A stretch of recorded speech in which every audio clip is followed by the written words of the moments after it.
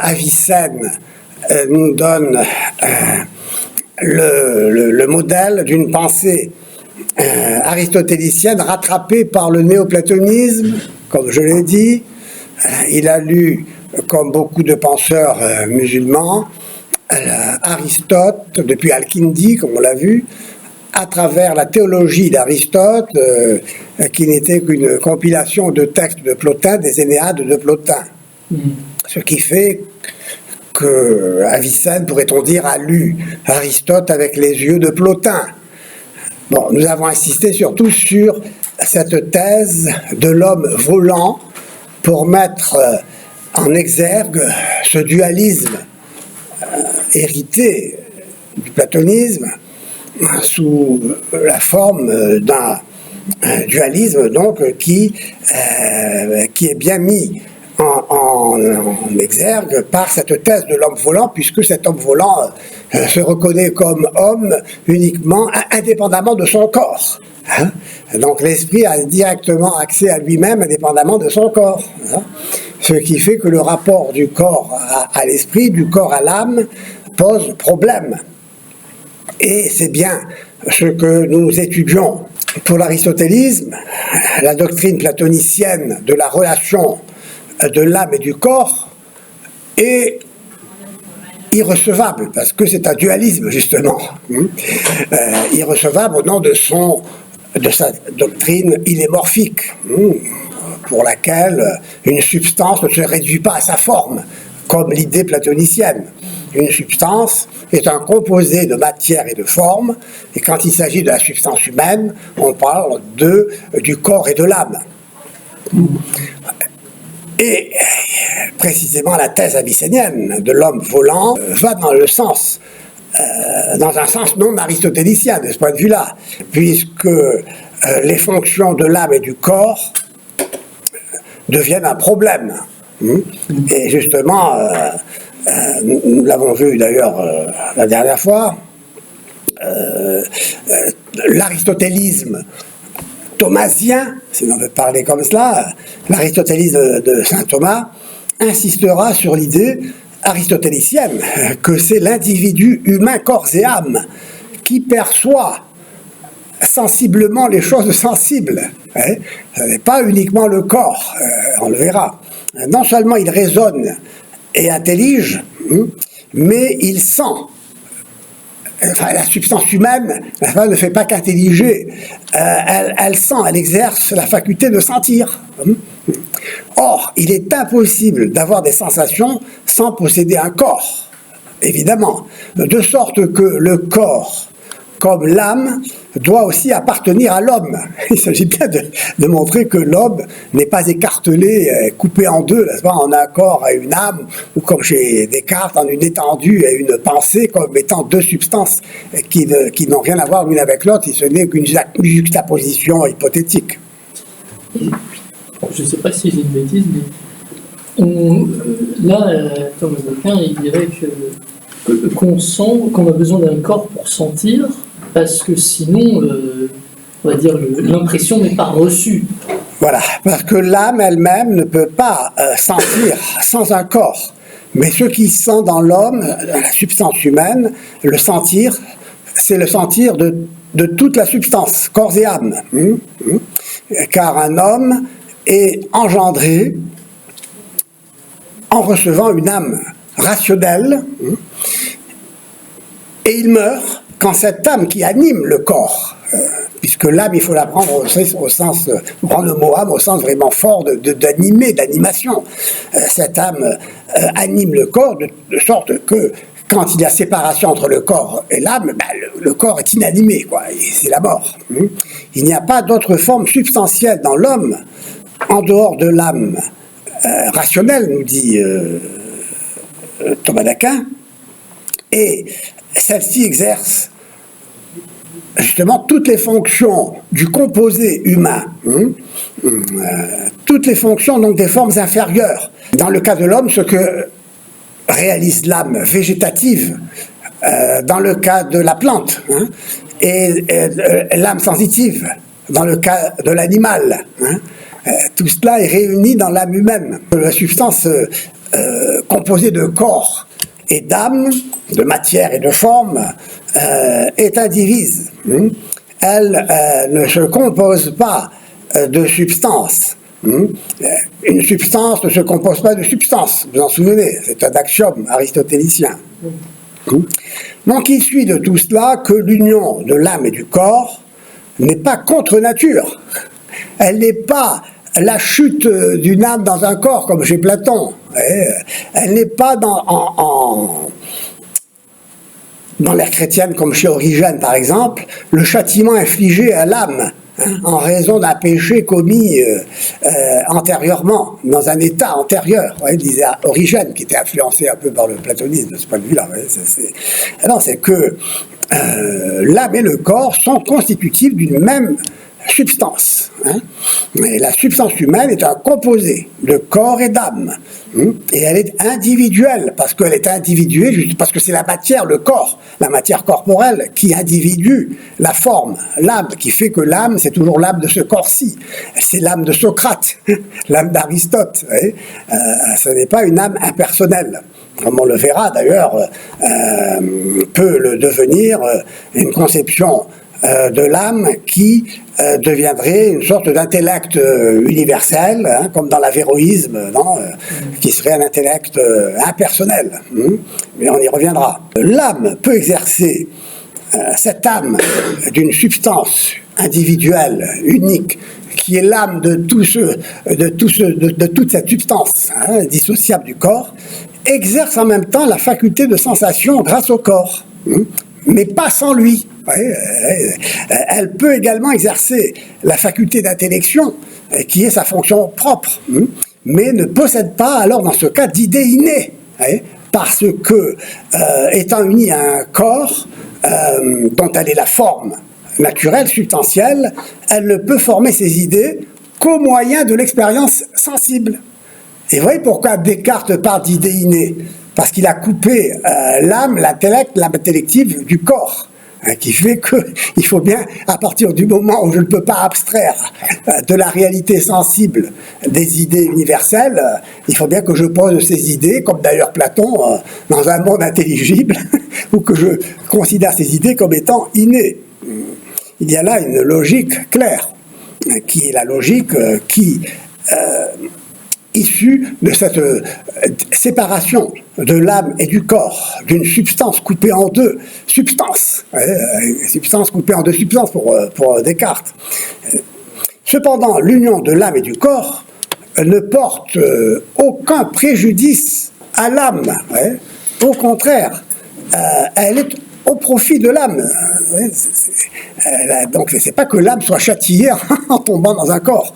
La matière existe pour la forme, et non pas l'âme pour le corps, la forme pour la matière.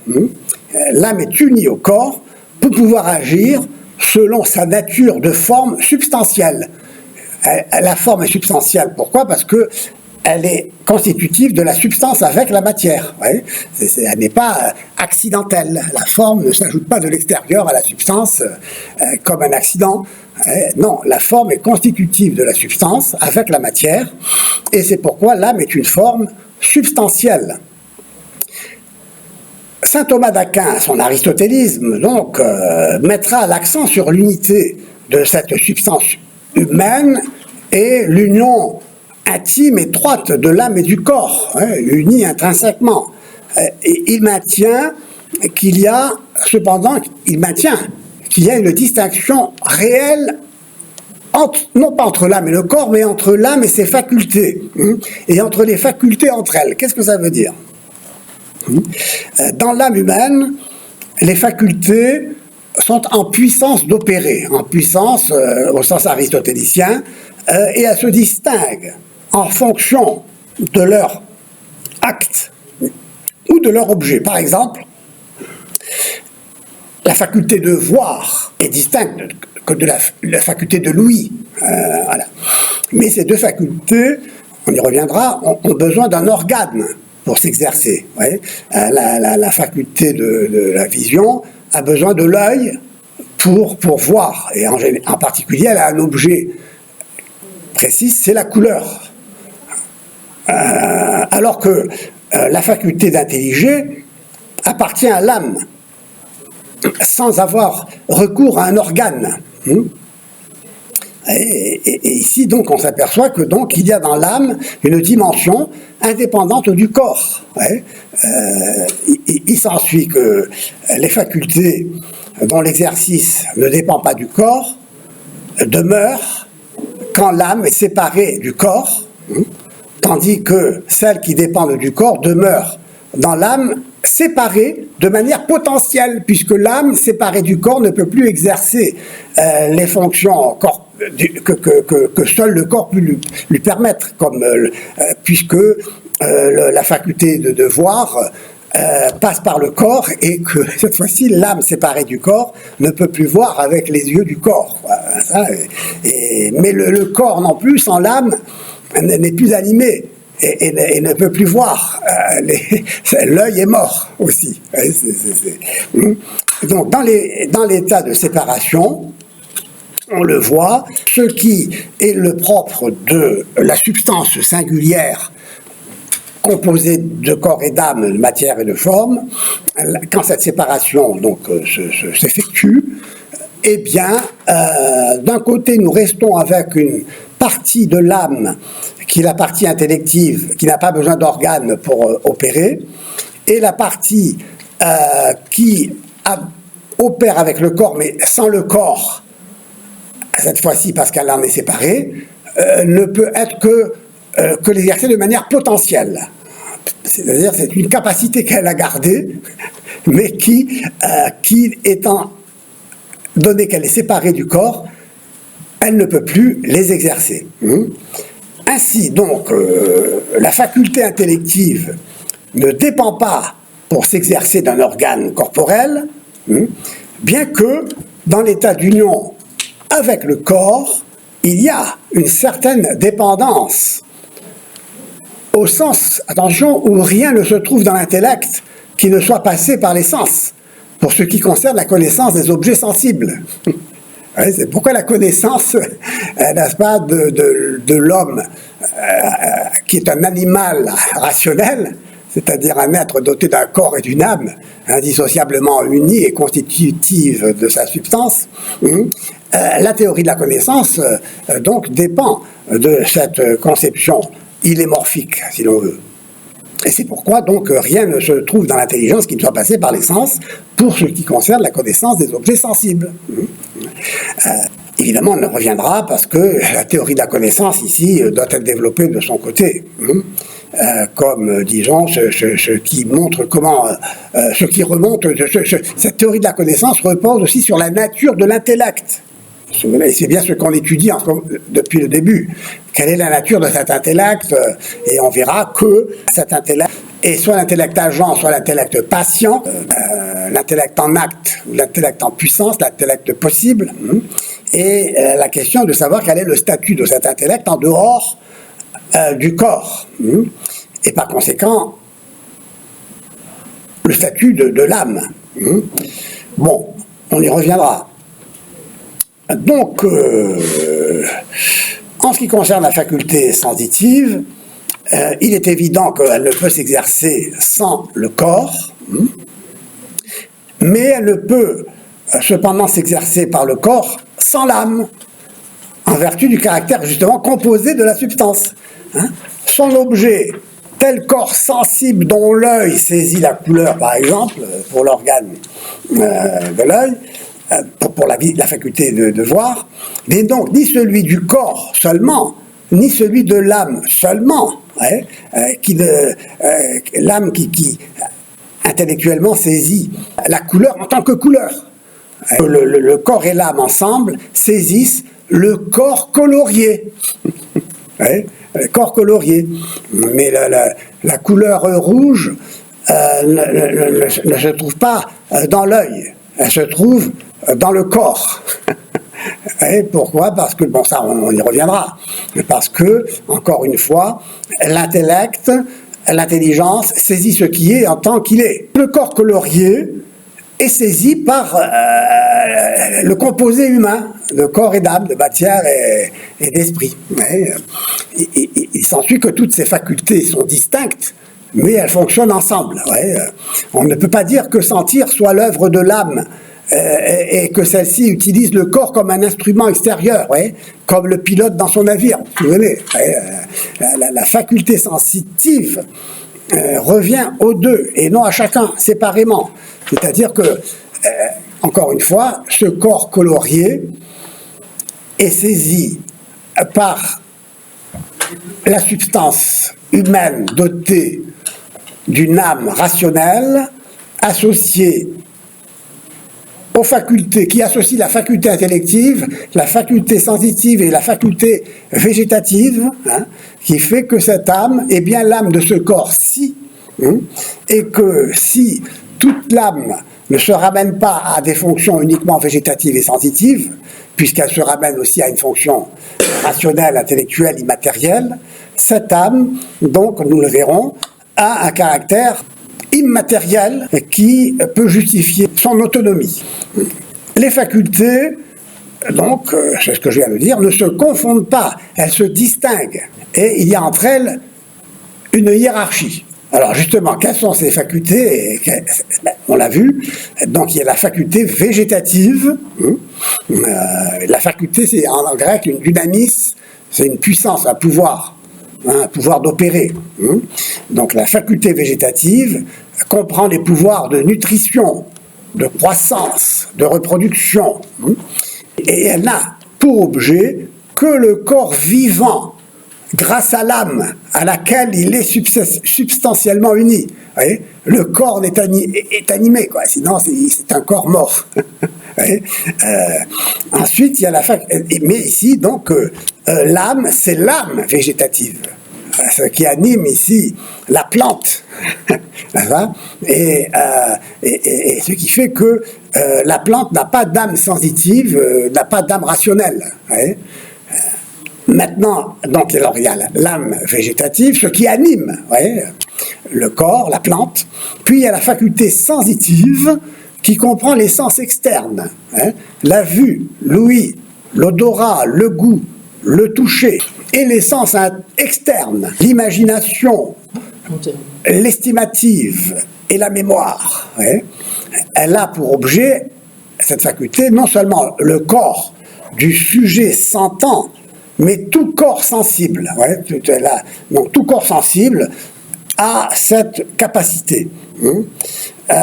Ensuite, il y a la faculté intellective qui comprend l'intellect agent et l'intellect patient, ou possible, on y reviendra, et qui a pour objet non seulement les corps sensibles, mais ce qui est en général.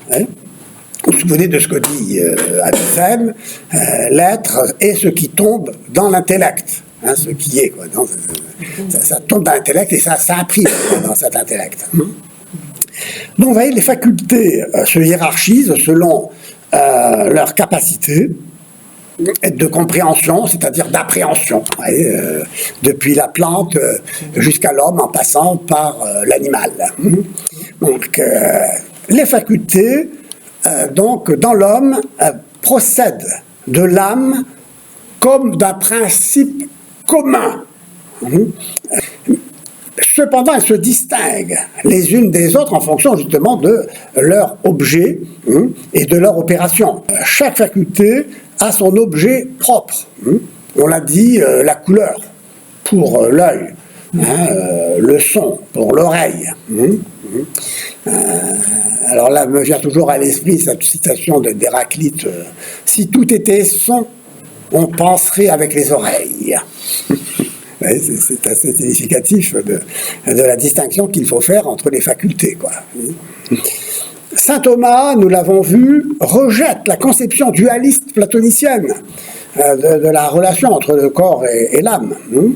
Et il est fidèle à la doctrine illémorphique d'Aristote, pour laquelle l'âme est la forme du corps. Il en souligne l'étroite union plus fortement que ne fait Avicenne, qui, comme on l'a vu encore une fois avec sa thèse de l'homme volant, tend à séparer, n'est-ce pas, l'âme du corps. Et donc, en allant vraiment au fond des choses, Thomas d'Aquin comprend que le corps n'a pas de forme propre, qui serait la forma corporeitatis, c'est-à-dire la forme du corporel, la corporéité, qui fait que la matière est un corps grâce à la forme de corporéité. Non, il n'y a pas de forme qui vienne animer la matière, qui est toujours la matière première, tant qu'il y a une matière première, quoi, sans forme. Et si cette forme ne peut être qu'une forme substantielle dans l'homme, c'est-à-dire constitutive d'une substance avec la matière. Donc il y a une distinction ici entre la matière et la forme au sein même du corps, dans le sens que le corps lui-même n'a pas sa propre forme. Bon, tout ça ça peut apparaître assez subtil, mais c'est vraiment très intéressant de voir que le corps n'a pas sa propre forme, puisque justement, s'il avait sa propre forme, il ne pourrait pas constituer avec une autre forme, et une substance unique, singulière. Allez, ce seraient deux formes qui s'uniraient pour faire une même substance. Or, une forme chasse l'autre. Il ne peut pas y avoir deux formes, comme il ne peut pas y avoir deux substances dans une substance. C'est très, très serré comme logique, et en même temps, c'est très, très, très clair.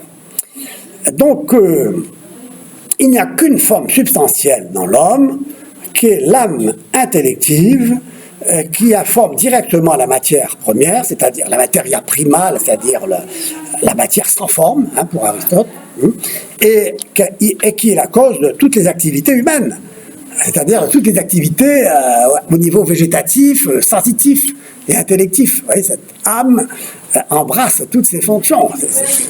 C'est très fort, c'est très très fort, et en effet, c'est concevoir une âme qui unie au corps, a cependant une fonction qui, elle, est indépendante de tout organe de ce corps, et qui cependant demeure reliée au corps et exerce d'autres fonctions que cette fonction immatérielle, d'une âme immatérielle. Ouais, c'est très fort. Donc la sensation n'est pas un acte de l'âme qui se servirait du corps comme d'un instrument, mais c'est un acte du composé, du compositum. Tout ce qui touche la forme touche l'âme, tout ce qui touche le corps touche l'âme, tout ce qui touche l'âme touche le corps, si on veut. Donc l'âme ne peut connaître qu'en dépendant de l'expérience sensible. Et c'est pourquoi il n'y a pas d'idée innée, comme on a dit. Une question se pose toutefois, à savoir que, à force de souligner l'union substantielle de l'âme et du corps,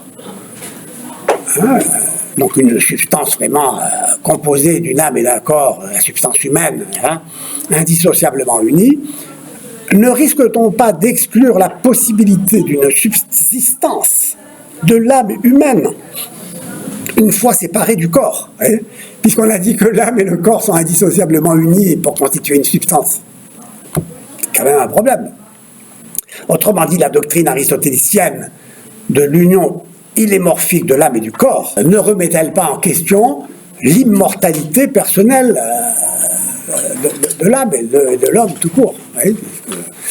Donc c'est une question assez existentielle, intéressante, et qui a eu d'ailleurs, qui a été posée aussi par la pensée d'Averroès, et qui a suscité la réaction vive de Thomas d'Aquin, que nous étudierons quand nous étudierons Averroès et l'avéroïsme selon Thomas d'Aquin. C'est intéressant. Pour le platonisme et pour Avicenne, l'immortalité de l'âme est assurée parce qu'elle n'est pas substantiellement reliée au corps. C'est-à-dire que comme elle ne dépend pas du corps, l'âme est immortelle déjà de ce fait, mais elle est associée au corps de manière accidentelle. Non, c'est pas la forme substantielle. Selon la théorie aristotélicienne de l'âme, on pourrait penser qu'il faille sacrifier cette immortalité, puisque l'âme forme du corps, est si intimement unie au corps, qu'elle ne peut subsister hors de lui. Bien.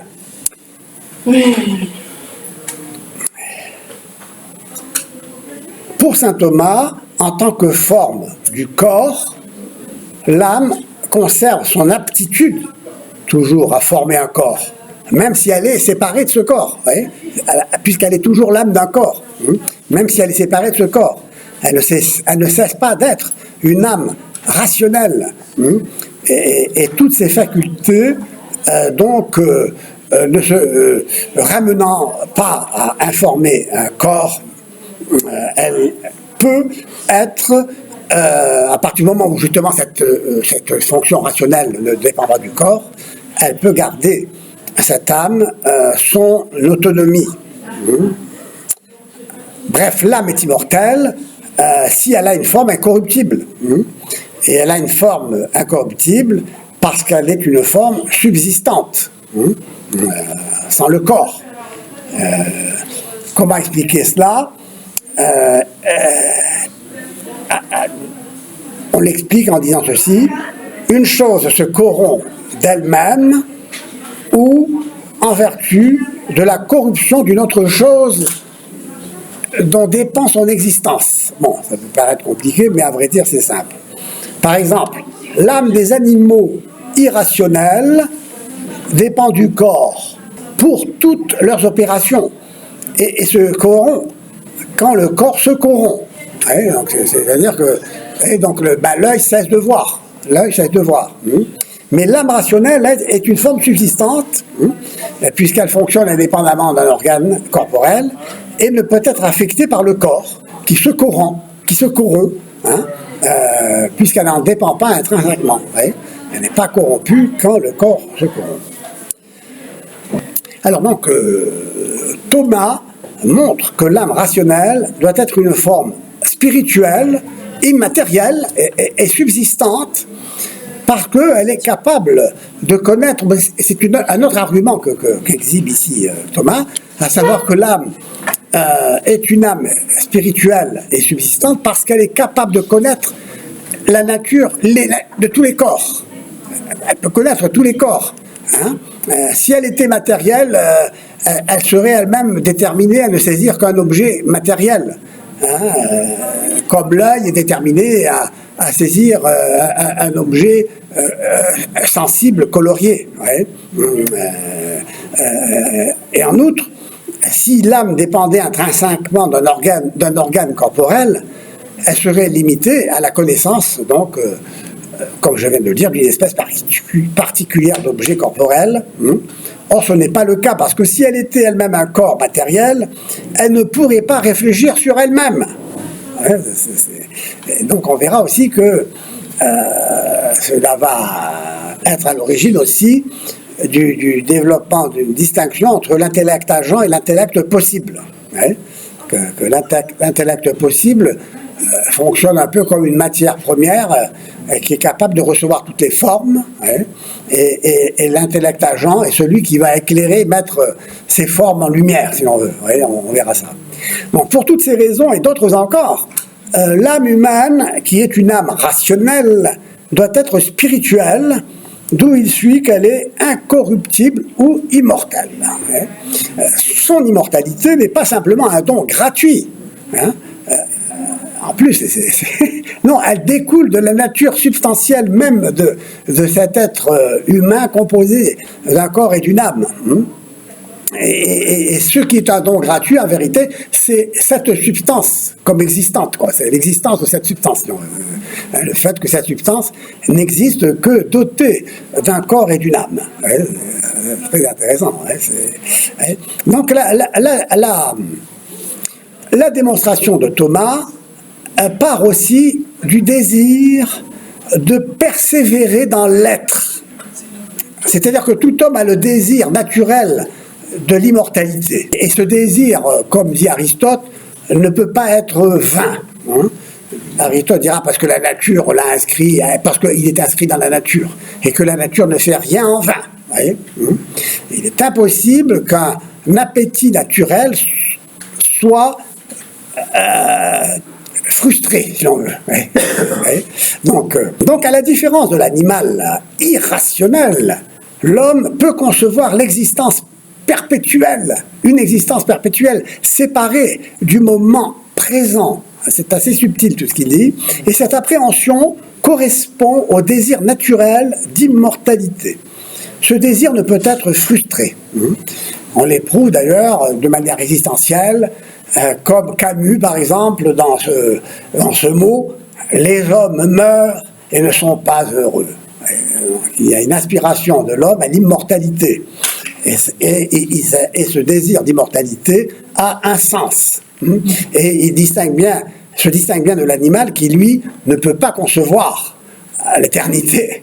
La persévérance dans l'être, pour lui, c'est un survivre qui relève de l'âme végétative ou de l'âme sensitive, mais non pas de l'âme rationnelle qui, étant elle-même de nature spirituelle, à sa pointe, fait que l'homme est capable de désirer l'immortalité. Bon, nous le verrons, contre cet argument se dressera Duns Scott, pour qui le désir naturel, chez l'homme comme chez l'animal, sont au même niveau.